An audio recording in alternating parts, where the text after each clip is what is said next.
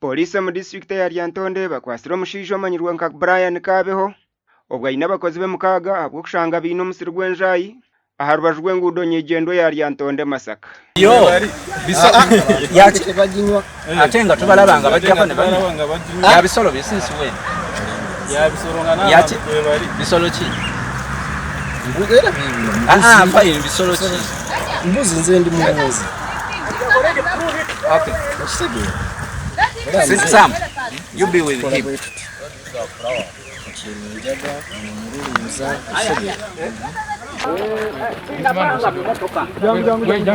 Hey.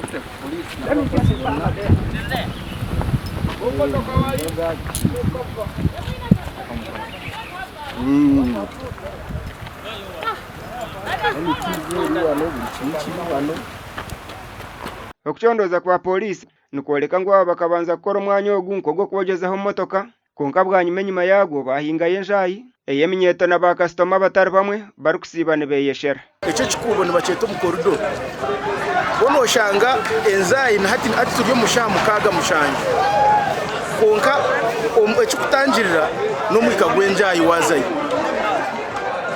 boni nibatandika kunywa 12 z'akasheshi kwika 24 hours boni bakozesa ebintu byabo ebyo mpaka then tumanya ngu nteekateeka ngu hariho abagiga abakureetera abaana abo kubakora ba suppliers nitushaba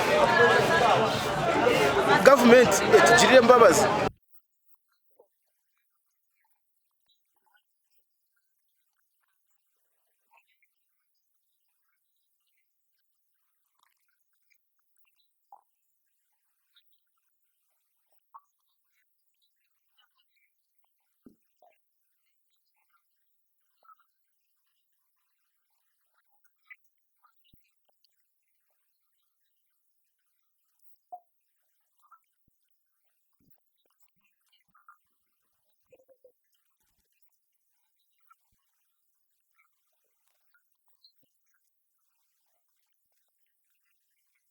Abebembezi n'abatuura nibateekateeka ngu okwo niyo abashuma n'abainazi barikusibuka.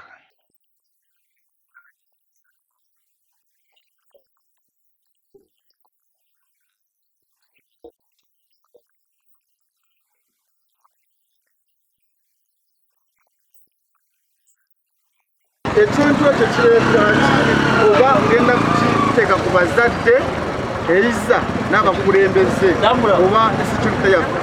Singa abazadde bafaayo nnyo okumuulirira abaana baffe betuzaala kandi abadde ng'ekintu kiti naye bwe bagayaala ate n'abakulembeze be batuweereza abantu abaloozi nabo ne batafaayo kivaamu okusanga abaana abo nga boonooneka. Babakwasirwe obwa hati bakuumirwa aha kitebe kya polisi omu Lyantonde okuchondooza kuri kweyonjerayo. Ndi Sande William Kabaragara ahabwa TV West.